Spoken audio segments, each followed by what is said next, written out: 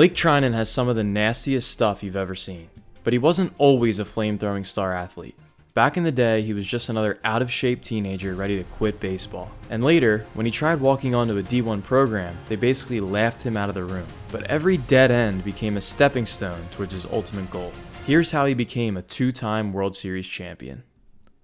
Blake Treinen grew up in a small town in Kansas. He only had 48 kids in his graduating class in high school. He played baseball as a freshman, but quickly fell out of love with the game. He said he didn't enjoy it because everyone else was more talented than him. He was also facing personal struggles. Instead of playing outside with his friends, Blake would sit in front of the TV, guzzling 2-liter bottles of Dr. Pepper. His joints ached and his weight got out of control. Doctors diagnosed him with juvenile arthritis and borderline type 2 diabetes. That's when he knew he had to make a change. While he fought to get his health under control, Blake didn't play baseball at all as a sophomore. Later that year, he visited family in San Diego, where his cousins pushed him to eat healthier and start running every day. He lost 40 pounds that summer. His aches and pains faded away, and he hit a growth spurt from 5'8" up to 5'11". He went back to the baseball team as a junior, but his fastball only topped out at 79 miles an hour. He was an honorable mention in his conference as a senior, but there still wasn't much interest from college recruiters. But then, an opportunity popped up. Through his mom's coworker, he connected with a pitching coach at Baker University, an NAIA program a few miles from home. After getting in front of the coaches, they made him a small scholarship offer of $2,500 a year. But the first semester of his freshman year got off to a rocky start. First, the pitching coach who recruited him was out for the first half of the year. So Blake was basically on his own transitioning from high school to college pitching. Then, the school's only weight room was shut down due to a health safety issue. Blake said, "It's tough. You go out there thinking you're going to put on weight and muscle and get stronger and faster. It just really wasn't the scenario I was hoping for." When the pitching coach came back for the spring, Blake had trouble adjusting to his teaching style. Once again, he started to lose that passion for baseball. And to make matters worse, the coaches stuck him on Baker's JV team. On top of all of that, the school didn't even offer his preferred major. If he wasn't progressing on the field, why would he waste any more time? That summer, Blake transferred to the University of Arkansas, planning to walk on to the baseball team. He was hoping they might see his frame and take a chance on him. By that point, he'd grown to 6'3" and got his fastball up to 83 miles an hour. But it wasn't an easy 83. That was his max effort velocity. In his first week at Arkansas, Blake walked into the baseball office and asked to speak to the head coach. But the secretary told him that Coach Dave Van Horn wasn't there and that he'd have to talk to the grad assistant instead. The assistant came out and asked, "You know how many people want to be on this field? If we let you try out, we'd have to let the whole state of Arkansas try out." To make matters worse, Blake spotted Coach Van Horn walking into his office. Blake pointed at him asking, "Is that him?" The assistant said, "Look, man, we really don't have time for this. We're very busy right now." Leaving that office, Blake was beside himself. He transferred to Arkansas hoping for a chance, and they turned him away without seeing him throw a single pitch. Blake said, "That conversation could have easily been the end of my career. At that point, I was 20 years old, and I had yet to throw a collegiate pitch on a varsity team, much less in the big leagues." But he made a promise to himself to give it one more shot. Blake spent the entire first semester lifting weights and packing on muscle. He barely picked up a baseball. But by Christmas break, he missed pitching. And that's when a friend told him about a clinic hosted by an ex-minor league pitcher. The one-day event was packed with middle schoolers, so the 6'3" college kid stood out immediately. Even though he hadn't thrown in months, Blake found a way to make an impression. He didn't have enough zip on his fastball, so he leaned heavily on his curveball. And somehow, it was the best curveball he's ever thrown in his life. The coach liked what he saw and told Blake he'd call his friend Richie Price, the head coach at South Dakota State. Until that point, Blake had made a promise to himself. He wouldn't leave the University of Arkansas unless he received an offer from a Division I school with a landscape architecture program.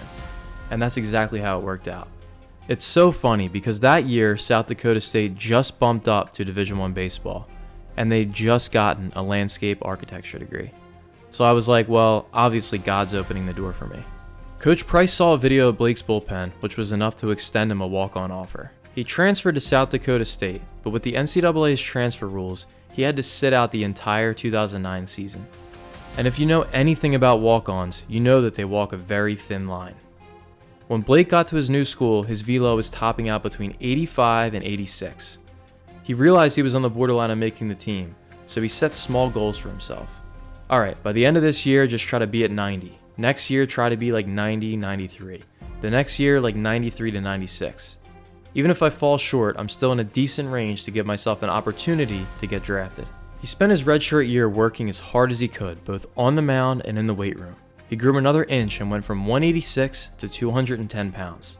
In the spring of his redshirt season, he pitched in the first simulated game, and it was the first time he was actually throwing fastballs past guys.